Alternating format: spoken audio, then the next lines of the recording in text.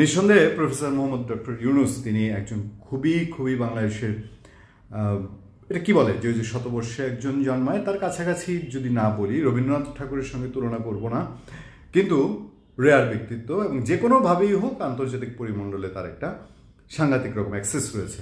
একটা তার অন্তত এন্ট্রিটা অন্য যে কোনো মানুষ, বাংলাদেশের অন্য যে কোনো নাগরিকের চেয়ে একটু অন্যরকম। তার প্রতি বিশেষ করে পশ্চিমা দেশগুলোর পশ্চিমা তরুণ তরুণী স্টুডেন্ট সব বয়সী মানুষের একটা অন্যরকম রেসপেক্ট রয়েছে। সেই জায়গা থেকে তিনি পশ্চিমে খুব বেশি রকম যাওয়া আসাও করেন, সংশ্লিষ্ট সেটাই বলা যায়।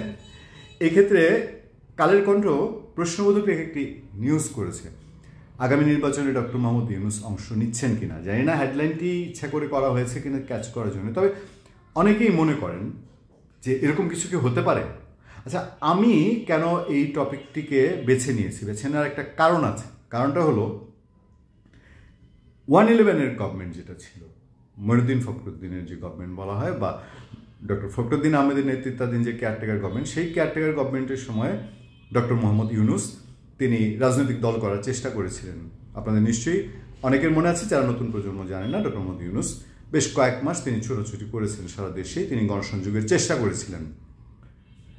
তাকে যখন আন্তর্জাতিক গণমাধ্যমে সাক্ষাৎকারে তাকে এই প্রশ্নটা করা হয়েছিল তিনি আগামী নির্বাচনে অংশ নেবেন কিনা, তখন তিনি বলেছেন যে না, আমি সবসময় রাজনীতি থেকে দূরে থাকার চেষ্টা করেছি এবং রাজনীতিতে যারা ন্যায় নীতিবান, যারা অভিজ্ঞ, সেই টাইপের মানুষজনের রাজনীতিতে থাকা উচিত।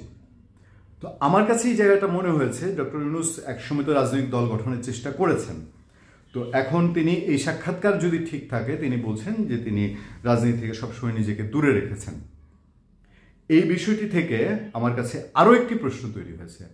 ডক্টর মোহাম্মদ ইউনুসকে প্রশ্ন করা হয়েছিল নির্বাচন কবে, তিনি তারও সরাসরি কোনো উত্তর দেননি। তিনি বলেছেন সংস্কার প্রক্রিয়া এবং এর ফলাফলের উপর নির্ভর করবে কবে জাতীয় নির্বাচন হবে। মনে কিছু প্রশ্ন জাগে এই জন্যে যে ধরেন বাংলাদেশের আগামী জাতীয় নির্বাচনের আগে সংস্কার হবে, আর এই দেশে তো একটা জায়গায় ঠিক ডক্টর ইউনুস বলেছেন যে শেখ হাসিনা সরকার এই দেশে সব কিছু ধ্বংস করে গেছে। এখন এই সব কিছু যেগুলো ধ্বংস, সাধারণ জনগণও মনে করে দেশে কোনো কিছুই ঠিকঠাক চলছিল না, না পুলিশ, না প্রশাসন, না অন্য কিছুর, ইভেন বেসরকারি খাত, ব্যাংক তো চলছিলই না। এইগুলো সংস্কার প্রয়োজন, এতে কোনো দ্বিমত নেই, কিন্তু একটা রাষ্ট্র সংস্কার এটা কি 2-4-5 বছরের কাজ? আমরা তো শুনে এসেছি ব্রিটিশ গণতন্ত্রই নাকি একেবারে সুপ্রতিষ্ঠিত, আজকালকার যে ব্রিটিশ গণতন্ত্র বলা হয় সেটা হতেও 100 বছর সময় লেগেছে। তো আমাদের হাতে তো এমন কোনো জাদুর কাঠি আছে কি যে এই জাদুর কাঠি দিয়ে 2-4-5 বছরের মধ্যে আপনার এই বাংলাদেশের এই যে খুনে ধরা আইসিইউতে থাকা একেবারে ক্যান্সারের মতো যেসব জিনিসগুলোকে সংস্কার করে ঠিকঠাক করে অন্তত চলনসই জায়গায় নেওয়া প্রয়োজন, সেটা কি আদতে খুব দ্রুততম সময়ে সম্ভব? সেটার উত্তর যদি না হয় তাহলে নির্বাচন কবে?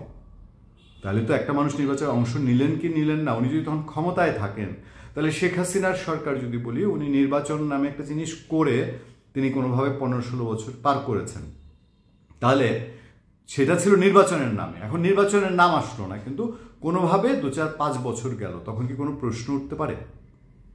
আসলে এই বিষয়গুলো দিন দিন জটিল হচ্ছে বলেই কি রাজনৈতিক দলগুলো, যদি আমি বলি বিএনপির কথা, এখন বড় রাজনৈতিক শক্তি, তারা বারবারই বলছেন নির্বাচন দ্রুত দিতে হবে, নির্বাচন পেছানো যাবে না। উপদেষ্টারা কেউ কেউ বলছেন যে না, আগে সংস্কার হতে হবে তারপরে নির্বাচন। রাজনৈতিক দলগুলো ক্ষমতায় যাওয়ার জন্য পাগল হয়ে যাচ্ছে।